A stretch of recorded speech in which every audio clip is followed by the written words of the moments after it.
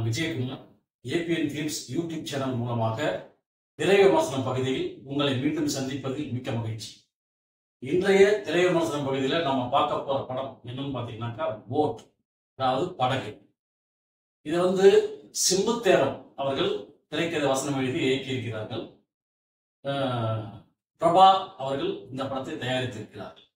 சிப்ரான் இசையமைத்திருக்கிறார். இந்த படத்துல யோகி பாபு, எம்.எஸ். பாஸ்கர், சின்னி ஜெயந்த், அப்புறம் கௌரி கிஷன், அப்புறம் இவங்க மதுமிதா போன்ற பல நடிகர்கள் நடித்திருக்கிறார்கள். கதையை கடலுக்கு நடுவில் கொண்டு போய் வச்சுக்காரு சிம்புத்தேவன். அதாவது 1944 இந்தியா சுதந்திரம் அடைவதற்கு முன்னால் ஆங்கிலேயருடைய ஆட்சி காலத்துல இந்தியாவில் இருக்கக்கூடிய ஆங்கிலேயர்களை எதிர்க்கக்கூடியவர்களை அவர்கள் அடக்குவதற்காக கொண்டு போய் செயலை தள்ளிக்கிட்டு இருக்காங்க. அதுல ஒருவர் யோகி பாபுவோட தம்பி ஜெயில இருக்காங்க.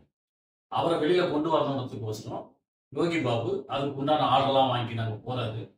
போனாக்கா அங்க ஒரு பெரிய கலவரம் மூடுது. அந்த கலவரத்துல அவர் கூட்டிட்டு வந்துடலாம் அப்படின்னு நினைக்கும் போது அவர் போலீஸ் பிடிச்சிருக்கு. யோகி பாபு படகுல ஏறி இருக்காங்க.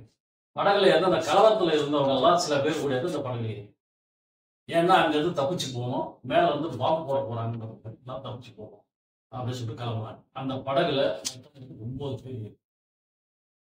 யோகி பாபு, உங்களுடைய பாட்டியா ஒருத்தவங்க, அப்புறம் எம்.எஸ். பாஸ்கர், அப்புறம் சின்னி ஜெயந்த், அப்புறம் கௌரி கிஷன், இப்படி அந்த சம்பந்தப்பட்ட நடிகர்கள் அத்தனை பேரும் அது உள்ள போட்ல ஏறி இருக்கு. 9 பேரோட அந்த போட் கிளம்பு. அதுக்குள்ள ஒரு குட்டி எலி.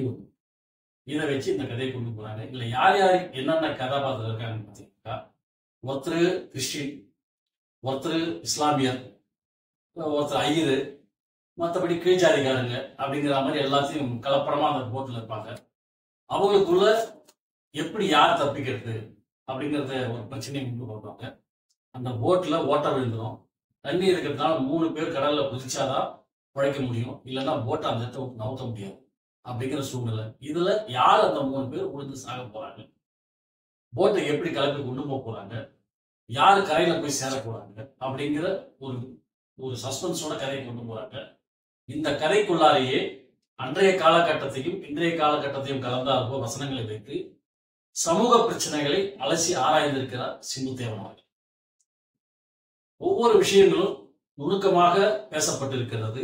நாம் கேட்பதற்கும் சிறப்பாகவும் இருக்கின்றது. சிப்ரான் இசையமைத்திருக்கிறார். 2 பாடல்கள் சிறப்பாக இருக்கின்றன. பின்னணி இசையும் சிறப்பாக இருக்கின்றது. படகு போய் நடுக்கடல்ல அப்படியே நின்றுடுது. நின்ன படகுல இவங்க எல்லாம் உட்காந்துக்கிட்டு இருக்காங்க. அங்க ஒரு 3 பிரச்சனைகள் சேர்த்து. என்னென்ன பிரச்சனைன்னு பாத்தீங்கன்னா, 1 சுறாமி, அந்த படகையே அடிக்கடி சுத்தி வருது.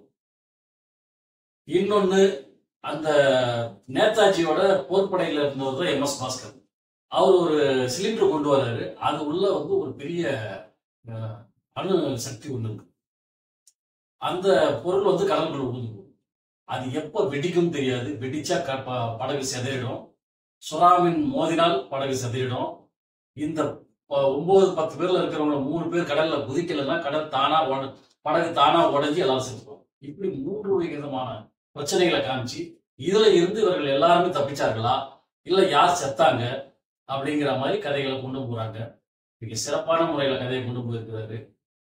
2 வாரங்களாக ரசிகர்களுக்கு திருப்திகரமான ஒரு படம் அமையாததால், பெரிய பட்ஜெட் படங்கள் அனைத்துமே ரசிகர்களை ஏமாற்றி விட்டதால், இந்த படம் பார்ப்பதற்கு மிக சிறப்பாகவும் அருமையாகவும் அமைந்திருக்கிறது. சிம்புத்தேவன் நன்றாக யோசித்து ஒரு தேசப்பற்றோடு ஒரு நாட்டினுடைய சீர்வகு பிரச்சனைகளை அழகாக சொல்லியிருக்கிறார். மிக சிறப்பாக வந்திருக்கிறது.